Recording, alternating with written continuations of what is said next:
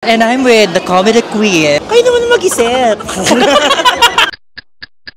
Ba, ito na. Siyempre, nagbabalik ang Sparkle World Tour. Can you please give at least 3 words to describe yung mga dapat abangan ng ating mga kapuso doon? Exciting, fun, and unforgettable!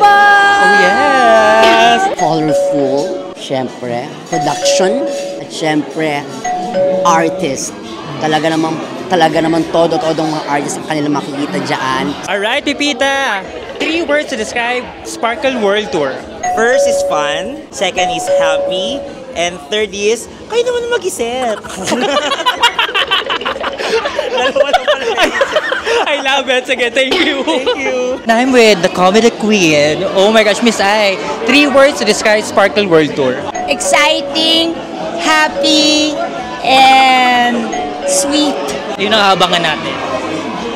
Lalo na sa mga gustong kiligin dyan, Ruru Madrid, agad-agad, diba? Miss Ai de las Alas, Jessica Villarubin. Plus, meron pang Buba, meron pang Divine Tetay, meron pang Pipita Curtis. So, may hahanapin ka pa. Wala na. So, abangan na. Abangan, thank you, be.